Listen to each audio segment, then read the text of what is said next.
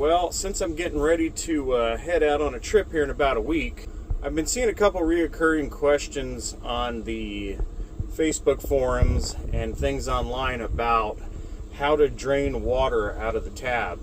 So every one of these tabs might be a little different, but more or less this is kind of how it works. I'll also show you where the Aldi pressure release valve is in this trailer too, and how that works at the same time.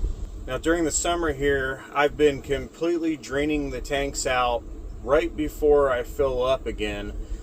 Every 3 weeks, because it is hot, I don't want anything growing in the tanks, but I do like to leave a little water in the gray water and the freshwater tank. That way it keeps seals moisturized. Also, along with some Thetford toilet seal conditioner in the toilet.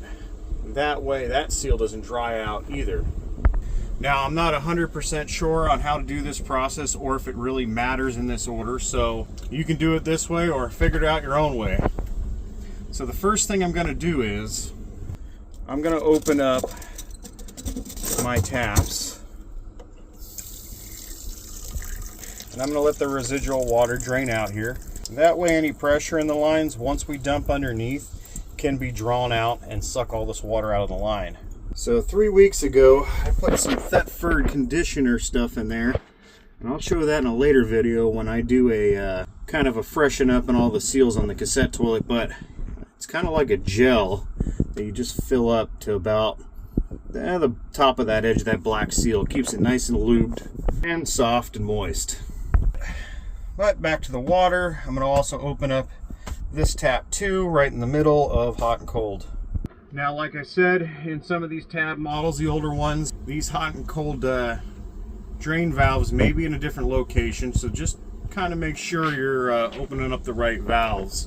So what I'm going to do right now is I'm going to go out there and I'm going to set a bucket under them and drain them. Out of curiosity, I want to see if I pick up any kind of like mineral or scale that's been sitting in the lines, especially when we dump the Aldi pressure release valve there. So, speaking of the Aldi pressure release valve, I'm going to show you how to do that real quick along with this.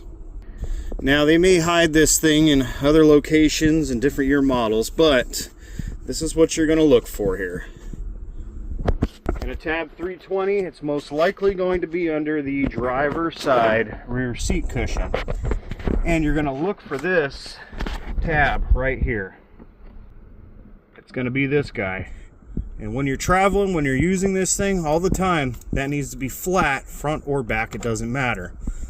And how you know it is the Aldi pressure release valve, you can follow the blue line, the water line, and it runs around here, and you'll see it come up and connect into the bottom of the Aldi tank. So this is also how you create your air cushion in there. Every so often, I'll burp that valve and let out about maybe 5 seconds of water here and there, and that leaves a little air in the top of that tank. So when that hot water starts heating up in there, it has room to expand. Now, I typically do this almost every time I go up in higher altitude or I change altitudes, because pressure is going to change in that tank. Now, I originally thought I had a faulty valve because it was leaking out the bottom, but really what it was pressure changes, just putting a little extra pressure on that valve, and it seeped out a little bit, it finally stops. That's its job in an emergency, that there is too much pressure in that tank or line. So what you're going to do is you're going to pull that flapper straight up, and any water pressure that's in there will drain out. Coming around underneath on the driver's side rear of the trailer, I'll show you where that Aldi pressure release valve dumps out. You can see I have a little wet spot right here. When I flip the valve up for a second, there's probably not much water in here because I've almost had this completely drained, but we'll see if any trickles out just to show you. And that's going to be this tube coming out.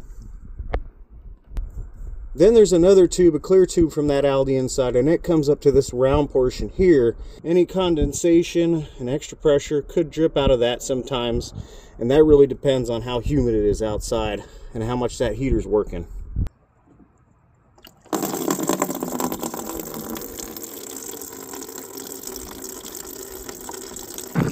see that coming right out of there. We'll see how much we get in there. Now, if this is under pressure and you've been using it and that tank's full, if you hit that pressure release valve, it's just gonna poof right out of there with some pressure, so don't be alarmed. Well, it looks like we're getting close here. I think that Aldi holds 2.5 gallons of hot water in there. So we're gonna find out. I'm curious too, how much water is left in there. This is a 3-gallon bucket, so it looks like we're not too far off the mark. I would say that's about right. That's about 2.5 gallons. We're almost drained out here. And we're done. So when you're done draining, come back on in. Make sure your flap is either that way, flat to the floor, or that way, flat to the floor. And that's nice and closed now. And we are ready to fill again. So what I'm curious of here, you won't be able to see the bottom, but I can. I was just curious to see if there's any kind of sediment or minerals that came out of that tank that's settled in there. But I don't see anything, so that's good. And I'd say that was about exactly 2.5 gallons of water in that Aldi. And while you're at it, you can come over and water a trusty dusty cactus. Why waste it? Especially out here in the desert. Coming back to the driver's side once again in the rear. And we're going to drain the hot and cold lines here. Now mine aren't labeled, so I'm not sure, and I forgot which one is which. You should have 2 valves right here and here. I think the hot water was the lower one last time I checked, but what you're going to do, take these guys and turn them downwards. I'm guessing when you go to winterize, it's going to be a similar process, but I don't have to winterize, so we're going to let that hot or cold drain out there. And like I said, these are probably in a different location. They may look different in year models of the tab. So that one's drained, and you take it and close it. And every once in a while, before I go on a trip, or if it is cold, I like to just give these a crack and, you know, make sure they move and they're not sticking. We'll see how long this one goes. Not very long either, so we got everything out of those lines. And make sure you close it. While I'm here, make sure that my dump valve is closed. And once again, I don't see any crud or gunk. Yeah, it looks like there might have been a slight flake of something in there. A couple little ones, not sure. Coming back around to the passenger side of the tab, underneath the back end, there is another valve, and this one is actually labeled, so that's kind of nice. And your drain spout's going to be right around here. So same thing, turn it down and open her up. And this is going to be your freshwater tank drain. The easiest way I get most of this water out is I just run the taps and let it go into the gray tank first. And then I do this and let the residual drain out, since it takes forever. So as this takes forever to drain, I'm going to do a little test myself just out of curiosity here. And smell the fresh tank water, make sure everything's good. And it smells fine and clean. I do sanitize this thing about every 3 months. I'll have to do a video on that later. And since this is going to take forever, I'm going to speed this video up a little bit and just say when you're done, you come up here and close that off. We're going to take a look at this water real quick. Looks nice and clean. I don't see anything nasty and floating. I don't see any mushrooms or disgusting killer bacteria in there. And it smells fine. I keep that tank fairly clean. I mean, I don't drink out of it, but as clean as I keep it and filtered, you probably could. And once you're done doing all that, make sure you come back in, close your faucets. And one more thing before we go here, I just want to show everybody how well this Clear 2.0 pre-filter worked. I used this at the last campground up north. You can actually see the sand and sediment that had came out of that hookup at camp. So I'm guessing well water, but I mean, that's a good amount of junk in there. You can slightly see it. It's like brown in color there. Pretty crazy. And that pretty much completes the draining of a 2023 Tab 320S.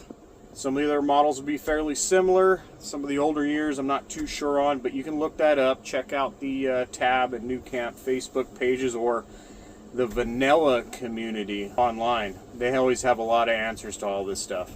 One last thing I will add is, once you refill up your tank here and you go to turn on your water pump, open your faucets up directly in the middle of hot and cold, leave them open. That way any air in the line can get pushed out, and it's going to take at least 2 minutes probably before water fully starts spitting out of that sink nice and smooth. So don't get worried if it doesn't work right away. Just let the air burp out of that thing. It's just like when they were doing plumbing at your house at home and they shut the water off and you go turn your faucets on and it starts sputtering and spitting for a little bit, okay? Well, not a terribly fun or really interesting video, but I keep seeing a lot of people mentioning draining tabs or what those valves and switches are on the side of the trailer. I think some of them may be labeled hot and cold. Maybe they forgot to put a sticker on mine, I'm not sure. Maybe I'll put a label on there later. I'm pretty sure my lower one is the hot line. It doesn't really matter. Alright, well that wraps up this video, and I should be dumping another one here sometime next weekend of an actual camping trip, so that ought to be a lot more fun than this, and I'll see all you guys then.